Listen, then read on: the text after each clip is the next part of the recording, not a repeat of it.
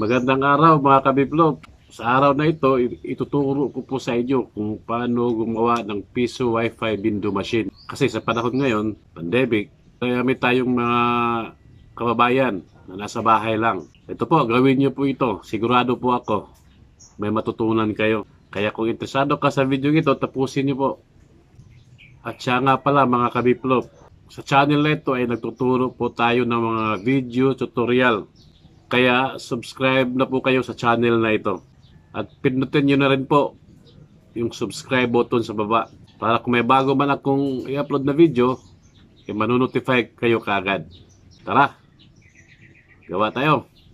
Ito nga pala yung kakailanganin natin sa paggawa ng piso wifi window machine. Una, ito Allen coin slot. Yan. Power supply. Yan. 12 volts, 5 ampere. Ito. Jack adapter. Back converter. Orange Pi 1. 2-point wires, male to female. USB to LAN 3.0. Ito yon. Ito, running lights. Outdoor antenna natin. EW73. Comfast. SD card 16 GB. Pins 2.0 connector. Video wifi machine box and grills. Tunin mo yung GST pin. Yan. Tapos putulin mo na yung itim na kulay. Yan. Dahil hindi na natin to kailangan itong itim. Kuha ka ng 2-point wire. Mas maganda kung may color coding ka para hindi ka na malito. Ginawa ko. Yan, pinutol ko na yung itim. Kailangan yung pula, itong pula, nasa taas na porsyon. Dahil dito natin yan ilalagay. O, coin slot sa baba. Yan, may nakalagay naman dyan. So, dito natin ilalagay. Ito. Yan. So, bali ito na ang mangyayari niya. Ito naman, ito yung nasa likod ng coin slot din. Ang paglagay nito, yan, may apat ito na apat may apat ng ipin, 1, 2, 3, 4. Kita yan, apat yan. Ito naman, may wire din ito, apat. Itong pula, puti at saka itim at may gray pa dito. Pinutol ko na yan dahil hindi na natin yan kailangan. Yan. Yung dito may isa pa, pinutol ko na dahil hindi natin kailangan. Ito, isasaksak yan natin dito sa may coin slot sa likod. May butas yan, apat. Kailangan itong portion na ito, ganyan yan, yan. Itong portion na to, dito ilalagay sa gilid ng coin slot. Yan, dito. So, ganito siya. Dugtungan mo ng 2-point wire din. Yun. Kumuha ka ng puti na may 2-point wire. Tapos idugtong mo ito sa dulo nito. Idugtong mo ito. Idugtong mo na. Tapos lagyan mo na lang ng tape kung wala kang syncable, anong tawag dito. Or ano na lang. Electrical tape na lang. Tape mo. So tapos na tayo dito. Ito na yun. Okay, itong pula. Galing ng pagdudugtungin natin dito sa pula. Galing ng coin slot. Kung magitim, galing ng dito sa lights. Pagdudugtungin dito sa itim rin ng galing ng coin slot. So ito na yon. Itim, itim, tapos pula, pula. Dugtong na sila. Tapos ito yung coin slot. Yan, ito yung coin slot. Yan, nakadugtong na. Tapos yung puti, may dulo na 2-point wire female. Yan. Tapos yung nasa baba, ito rin may 2-point wire din. So, ito na guys. Sunod, yan, tinip ko lang para sunod, kumuha ka ng 2-point wire. Tapos, itong pula, ilagay mo rito. Yan, may nakalagay dyan. Positive, tsaka may nakalagay yan, positive, tsaka negative. Yan, mag-ikat kayo dito guys, baka mabaliktad nyo. Mayroon kasi dito sa kabila. Yan, baka mabaliktad nyo ng lagay. Sunog yung board nyo. So dito tayo. Dito tayo lalagay. So ganito. Itong pula, ito yung 2-point wire mo. Mas maganda kung may color coding ka. Bali ito pula at saka itim sana to. Kaso ko alam ko naman yung ginagawa ko, so iba na lang kulay ginamit ko. Itong pula ilagay natin sa positive. Tapos yung ibang kulay dapat itim to. Lagay natin sa lagay natin sa negative. Itong pula, kita ba guys, itong pula positive, itong ibang kulay negative. Tapos jack adapter, female. Sabay na natin to. Yung dito na lahat ng pula, ito yung pula galing dito sa coin slot, pula. May isang pula galing dito sa light natin, running light, pinagdugtong. Ito namang isa, itim, galing dito sa coin slot, itim. Kung makikita nyo dito, diretso, yan ang itim. Ito yung namang isang itim dito galing sa lights. So positive pinagsama, negative pinagsama. Yan. Itong pula, ilagay natin sa pula din.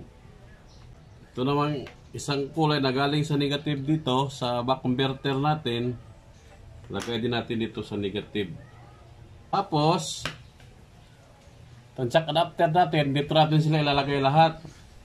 Ito, yung pula dito sa positive. Yan, kung makikita nyo, yan, may sign dyan, positive, negative. Hindi ko lang alam kung makikita nyo yan. Bandang rito may positive, yung dito banda negative. So nga pala guys, pag may katanungan kayo, comment nyo lang sa baba comment section. Ulitin kong masagot. So ito na. So to recap, itong pula galing sa coin slot. Ito, pinagsama natin lahat ng pula. Lahat ng pula dito sa coin slot. Pula dito sa running lights natin. At yung pula naman na galing dito sa back converter, pinagsama. Yan. Ilagay natin dito sa positive din. Yung itim dito galing sa coin slot. Yung itim dito galing sa running light. At saka yung itim dito galing sa back converter. Yan, pinagsama na natin dito. Inboard natin. So, ilalagay na natin yung SD card. Itong SD card, kailangan nyo itong i-flashing muna. Tapos yung procedure na pa-flashing, ilalagay ko rin dito sa baba. SD card, kailangan mo muna itong i-flashing, malagyan ng system ng LPB. Kasi yung system na ginagamit ko guys is LPB. Ang gamit nito is ito yung magsusupply ng kuryente galing dito sa back converter which is 5 volts na papunta dito sa board. Okay, pwede mo itong isaksak dito. Yan, may ito naman yung kabilang dulo dito. Yan, talagyan ko muna ng tape para maklaro. Yan, kita ba? Okay. So, kung mapapansin mo, may puti pa tayo rito. At yung isa, ito po yung galing dito ito yung galing dito sa coin slot. Ito sa may gitna. Yan. No? Puti. Tapos, ilalagay natin siya dito sa, kung mapapansin nyo, dito sa board natin, may mga ano to, Yan. May mga pins, yung tinatawag na pins. Yung pagbilang nito is galing dito. 1.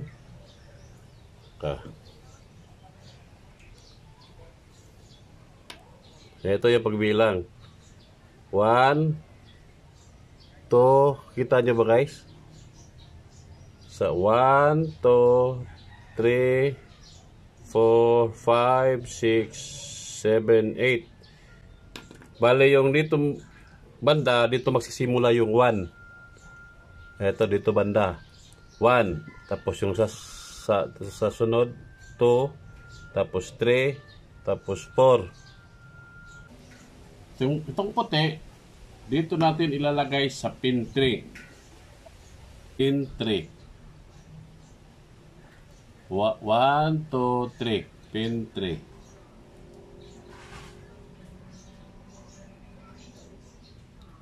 Yan. Ito naman, ito yung galing dito sa baba. Yan, ito. Yan. Ito yun. Ito naman siya sa pin 5. Sa tapat lang niya. Tapos, sa ganito na. Ito yung supply na to. Galing dito sa back converter, which is 5 volts na.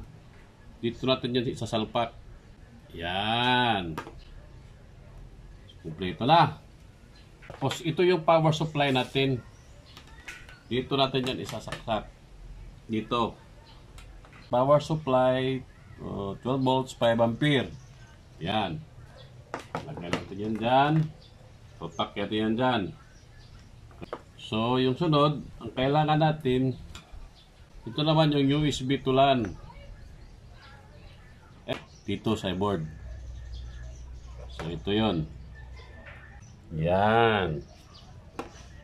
Papak na.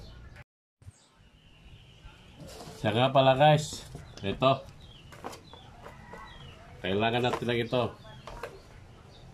Comfast EW71. I mean 73. Yan, up to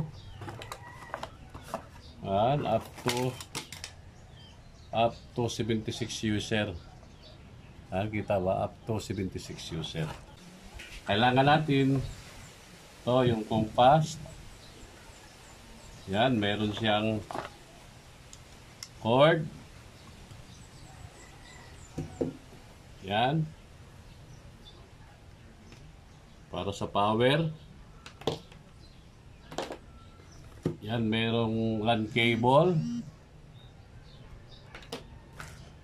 Sa yung ano niya, parang box. Dito natin sa sasakyan. Saka antina. Pero may dalawang antina. Tanin muna to.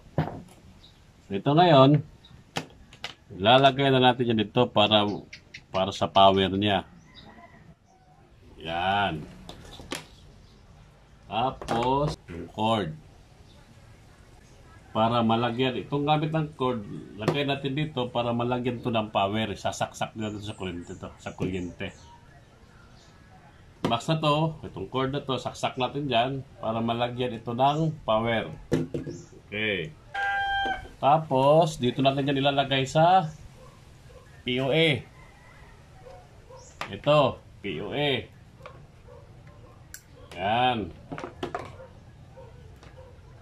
Tapos yung dulo, tapos itong dulo, galing dito sa POA, dito natin sasalpak sa likod.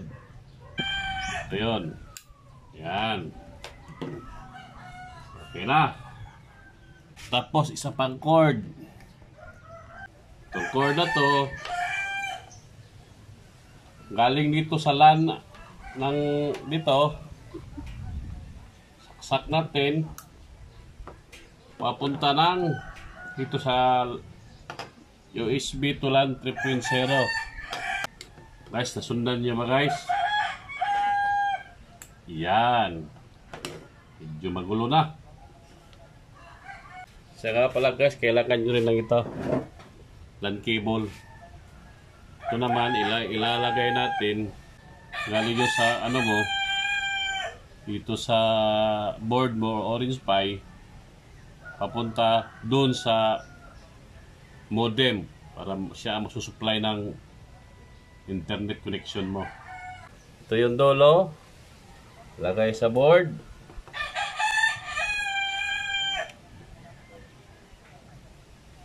Yan. Tapos ito naman yung kabilang dolo, lagay sa modem or sa internet provider, bale.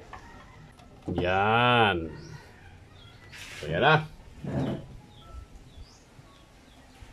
Ito yung supply niya.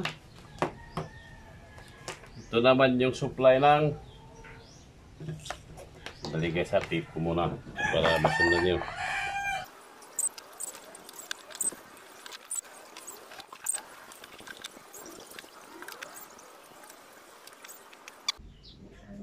So ngayon mga kabiplop, isasaksak na natin yung ating COMFAST at saka yung 12 volts 5 ampere na power supply para magkaroon ng power yung board natin at saka yung COMFAST.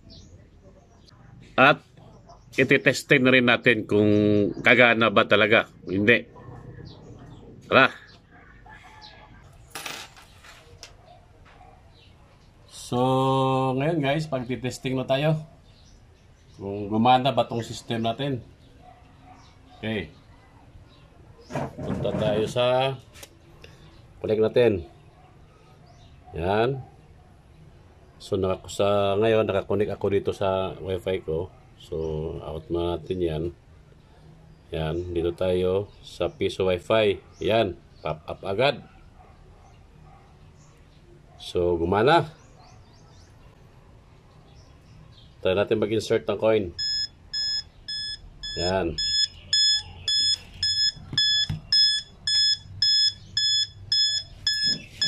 Ito, 5 piso. Yan, 5 piso.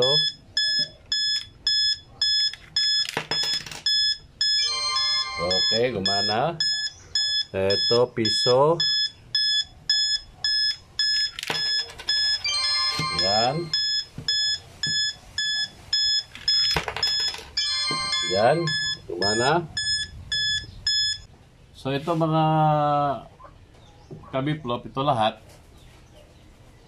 Itong pinagawa natin dito, ilalagay natin to sa box. Ito lahat, ilalagay natin sa box dito.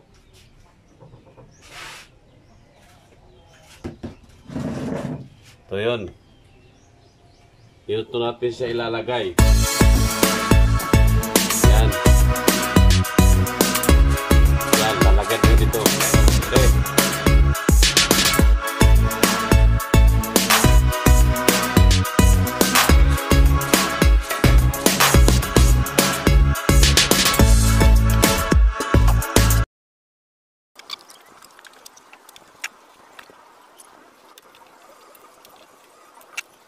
Kaya pala ba guys, itong back converter na to, mag-iingat lang kayo dito dahil baka magkabaliktad. So kailangan mo lang karin mo na natin para sigurado tayo baka mabaliktad.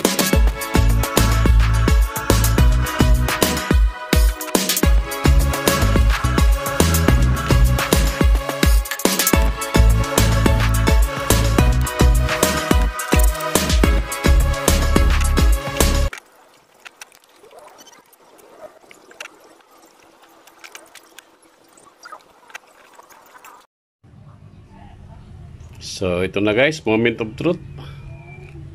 Titingnan natin ngayon kung gagana ba yung ginawa natin. Ito yung USB tulan, ito yung wire nya diretso galing dito. Yan, diretso. Yan, diretso dito. USB tulan, hindi to nakalagay LAN. Dito sa kanan. Itong sa kaliwa naman POA. So ito naman POA. Ito Ito, diretso to sa... Dali. Ito, diretso to sa... Dito. Dito sa EP natin. Ito yun. Okay. At ito namang isa nito. Ito po yung diretso sa...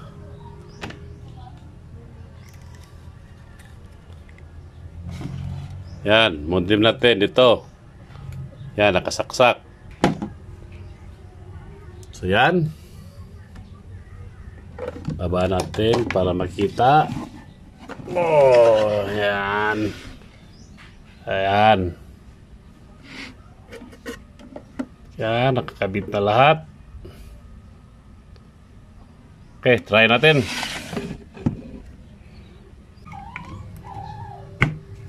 Yan.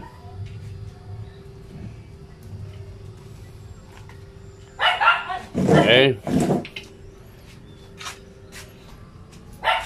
Yan.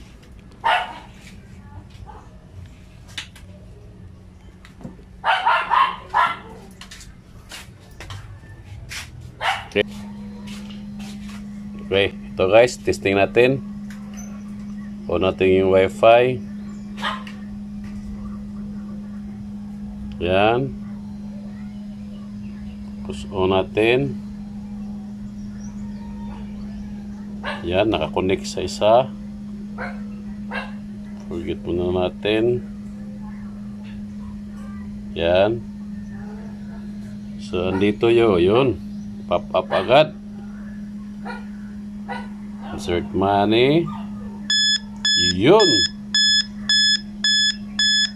So, gumana guys.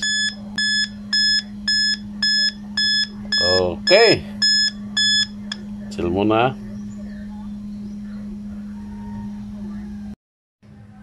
Okay. Yan guys. Okay, yan. Gumana.